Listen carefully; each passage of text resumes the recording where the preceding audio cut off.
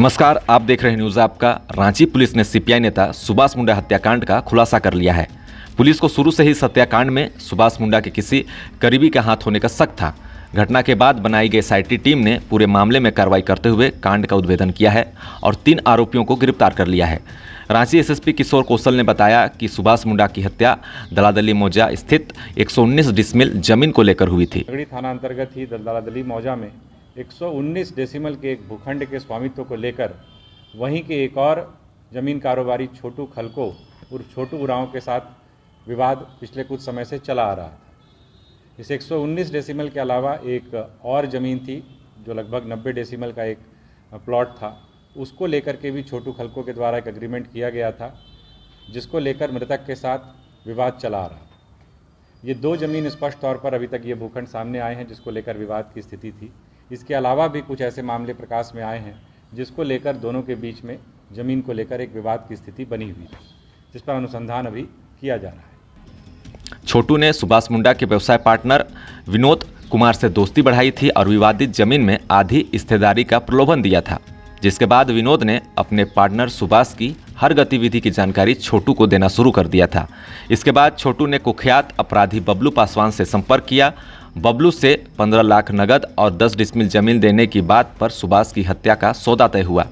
उसे 4 लाख नगद और 6 डिसमिल जमीन एडवांस के तौर पर दिए गए, जिसके बाद 26 जुलाई को बबलू ने 2 शूटर भेजकर दलादली चौक पर सुभाष मुंडा की हत्या करा दी।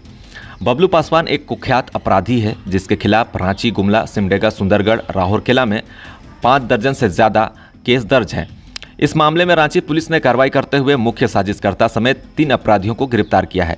इनमें लालगुटवा का रहने वाला छोटू, अभिजीत कुमार और रातू का रहने वाला विनोद कुमार शामिल है। इस हत्याकांड के बाद घटना में इस्तेमाल की जाने वाली हथियार को छोटू को शूटर ने हथियार वापस कर दिया था। छोटू को पुलिस से पकड़े जाने का डर था। यही वजह है कि वह हथियार अपने कार में रखकर छुपाकर भागने का प्रयास कर रहा था। हालांकि इस बात की जानकारी पुलिस को मिल गई थी, जिसके बाद रिंग रोड में उसे पकड़ लिया गया।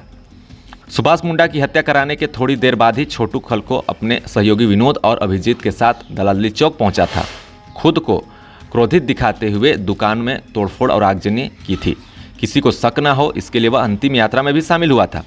सड़क जाम का नेतृत्व विनोद और उसके भाई वसंत भी कर रहे थे। दोनों भाई दहाड़ मारकर रो रहे थे। पुलिस प्रशासन के खिलाफ नारेबाजी भी कर रहे थे।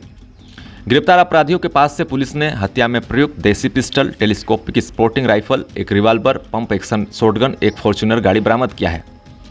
साथ ही आपको बता दें, सीएम हेमंत सोरेन ने झारखंड विधानसभा में सुभाष मुंडा के परिजनों से मुलाकात की। मौके पर मुख्यमंत्री ने सुभाष मुंडा के माता पिता एवं पूरे परिवार के प्रति गहरी संवेदना व्यक्त की है।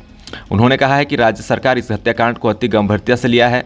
पुलिस प्रशासन ने तत्परता दिखाते हुए हत्याकांड में शामिल अपराधियों को गिरफ्तार कर लिया है। मुख्यमंत्री ने सुभाष मुंडा के माता पिता को आश्वस्त किया है कि राज्य सरकार आपके परिवार को हर हाल में न्याय देगी।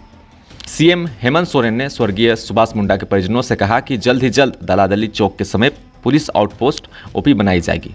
साथ ही विद्युत प्रकाश की व्यवस्था भी की जाएगी। हाल के दिनों में रिंग रोड स्थित चौराहों पर कुछ असामाजिक तत्वों का जमावड़ा होता दिख रहा है। राज्य सरकार की ओर से पुलिस प्रशासन को इन असामाजिक तत्वों की पहचान कर उनके ऊपर कानूनी कार्रवाई करने का भी निर्देश दिया गया है।